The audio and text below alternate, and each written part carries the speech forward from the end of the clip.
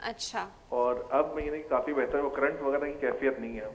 अच्छा ठीक है। तो मतलब ये आगे भी प्रॉब्लम हो सकता है, डॉक्टर साहब से मैं पूछना चाह रहा हूँ, या क्या नाम है, अभी मैंने कॉलर लगाया है तो फॉर द टाइम बिंग ये कम हो गया है।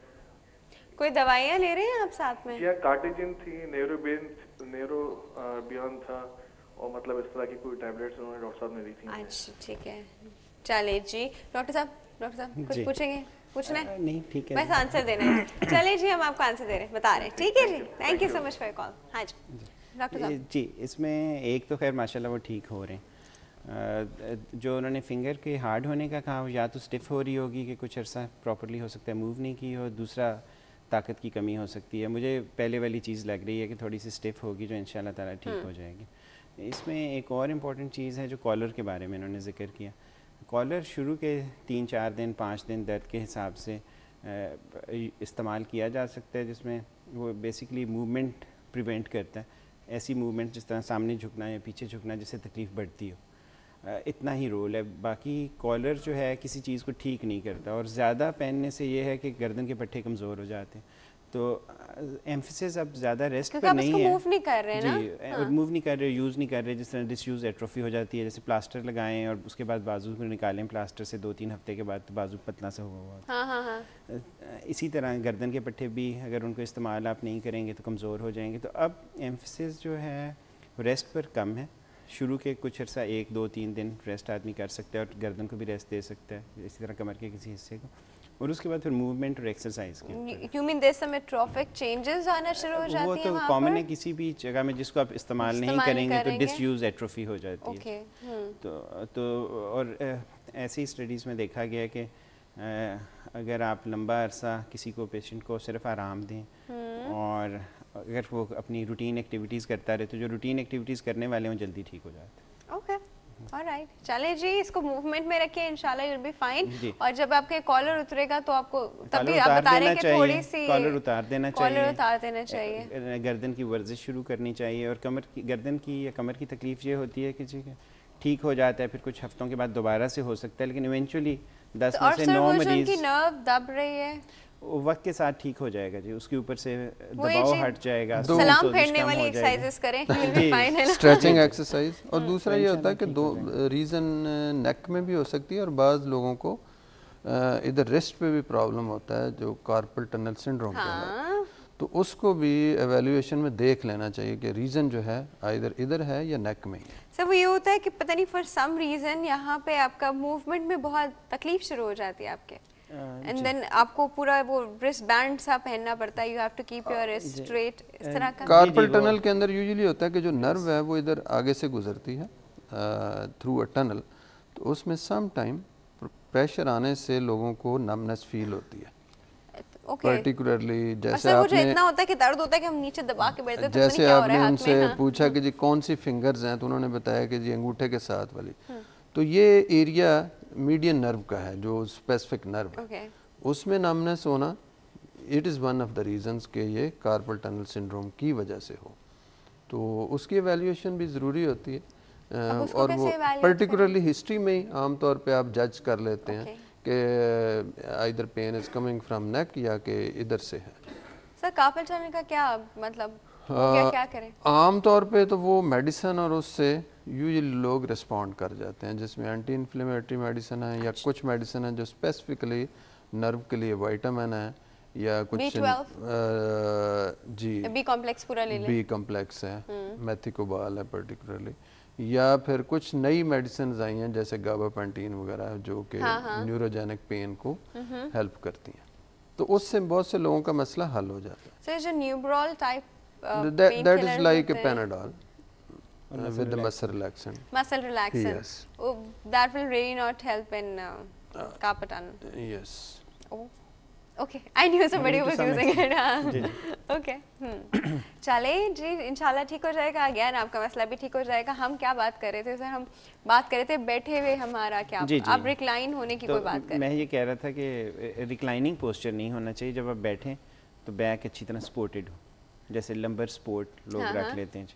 और अब तो ऐसे कस्टम मेड स्पोर्ट्स भी मिलती हैं जो लंबर रीजन को भी सपोर्ट कर सकती हैं, जो कमर का निचला हिस्सा है, छाती के पीछे वाला जो थोरेसिक रीजन है सर, उसको भी कर सकते हैं, नेक को भी कर बैठे सकते भी हैं। तो थक जाते हैं नहीं। वो, जिस तरह की आप चेयर्स की बात करें जो पूरे कन्वेंशन के साथ ऐसे होती भी हो सकती हैं। मेरा सिर्फ मतलब ये है कि जब भी आप बैठे स्पाइन सपोर्टेड हो, स्पाइन सपोर्टेड हो। सपोर्टेड स्ट्रेट और सपोर्टेड हो, कोई बड़ी जो स्पेसिफिक थोड़ी जो सी, जैसे एनर्जी ड्रिंक्स हैं, इसी तरह मार्केटिंग के हवाले से इस तरह की बड़ी चीज़ें मार्केट में आपको मिल जाएंगी। सर बेल्ट्स, बैक के हवाले से बेल्ट्स, बैक बेल्ट वो जैसे सर्वाइकल कॉलर का है वही बैक बेल्ट इसी का तरह कोर्सेट। उसमें भी पता नहीं कुछ लगा हुआ होता है बीच जी, में मोटा सा, और वो जी, आपकी जी। बैक सपोर्ट कर रहा वो होता है। ऐसे मरीजों को जिसमें बैक की इंस्टेबिलिटी हो उसमें तो हेल्प और करता कुछ है। अरसे बाद वहाँ पूरी रेडनेस आ जाती है, इतनी इरिटेशन हो जाती है स्किन के ऊपर। तो जिनमें इंस्टेबिलिटी नहीं है, सिर्फ बैक पेन है, तो इसी तरह की जब वो एक्यूट पेन है शुरू के कुछ दिन इस्तेमाल करें, उसके बाद उसको ख़त्म करके बैक की स्ट्रेचिंग एक्सरसाइजेस करें। फिर जिस तरह डॉक्टर अंसर कह रहे थे कि फ़िटनेस के लिए आहिस्ता आहिस्ता वॉक शुरू करें और जनरल एंड्योरेंस वगैरह बढ़ाएं। और फिर बाज़ दफ़ा बैक की कुछ Emphasis। चीज़ें सीरियस डिजीज़ भी हो सकती हैं, ओके, पर्टिकुलरली वो लोग जो बड़ी उम्र के लोग हों and if they have some malignancy elsewhere in the body, तो उन लोगों को बाज़ दफ़ा बैक पेन से वो आपके साथ प्रेजेंट करते हैं, और जो रीज़न होती है वो यूजुअली सेकेंडरीज होते हैं from the primary site. Okay, उस हवाले से बैक को उन लोगों में भी अच्छी तरह एवेल्यूएट करना चाहिए। और अगर उसके लिए कुछ, क्योंकि बाज़ लोग होते हैं सिर्फ बैक पेन के लिए सिंपल मेडिसिन दे दी और पेशेंट उसको लेता रहा, but he is not improving, तो उसको बड़े गौर से इन चीज़ों को देखना। कोई डाइट रिलेशन है हमारी बैक पेन का? सच नहीं, बैलेंस डाइट जैसे ओवरऑल हाँ, हेल्थ के लिए हम लोग के ज़रूरी। जो वेट ज्यादा होता है तो भी बैक पेन ज्यादा होता है ना, यस और प्रेगनेंसी में खवातीन को बड़ा बैक पेन होता है। Yes, That's that probably is just physiological reason. physiological। तो अब बैक पेन जब किसी इंसान को नॉर्मली हो रहा हो विदाउट एनी रीजन, मतलब इन अ सेंस कि बहुत ज़्यादा ओवरवर्क से हो गया, तो क्या करना चाहिए? सीधे लेट जाए, रेस्ट दें? इनिशियल हमारी खुद की प्लानिंग क्या होनी चाहिए? हम लोग पेन किलर भी ले लेते हैं अपनी तरफ से, करना चाहिए ऐसे? जी देखें, simple over the counter pain killers लेने में कोई हर्ज नहीं। अच्छा ठीक है। जब भी दर्द हो आदमी खुद इस्तेमाल कर सकता है ओवर द काउंटर्स जो हम इस्तेमाल करते रहते हैं। दूसरा वो भी लॉजिकल है कि दर्द हो रहा है आप आराम कर लें, दर्द ठीक हो जाएगा इंशाल्लाह। और क्या अगर वो हर दर्द back ठीक pain नहीं evaluate हो, कराना जी, ज़रूरी है? अगर वो दर्द ठीक नहीं हो हाँ।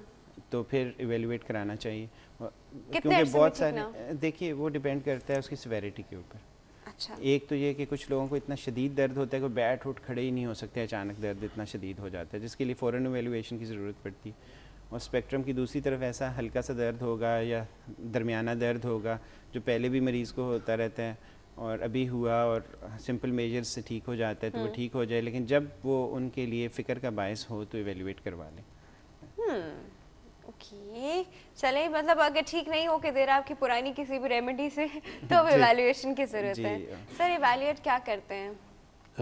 सबसे इम्पोर्टेंट तो हिस्ट्री है कि ठीक है, उससे क्वेश्चंस किए जाएं, उसका particularly interrogation profession, not interrogation, simple questions. Sir आजकल तो किसी भी डॉक्टर के पास जाते हैं वो सारे सू करने से इतना डरे हुए होते हैं कि वो इतना लंबा इंटरोगेशन या तो फॉर्म भी दे देते हैं और ऊपर से 10 लाख सवाल भी और फिर पहले होता है कि उनका एक जूनियर आके पूछता है, फिर थोड़ा एक सीनियर आके पूछता है, फिर सीनियर जो है वो सबसे सीनियर को बताता है, फिर सबसे सीनियर रूम में आता है तो वो और फर्दर क्वेश्चंस की लाइन और भरमार। पर इट्स वेरी इंपॉर्टेंट, इससे इरिटेट होने वाली बात नहीं होती क्योंकि लोग कुछ कहते हैं क्या सवाल पे सवाल पूछे जा रहे, इलाज तो कर नहीं रहे, बट दैट्स द पॉइंट कि ये हिस्ट्री देखिए कितनी इंपॉर्टेंट होती है डॉक्टर्स के लिए, प्रॉपर डायग्नोसिस के लिए।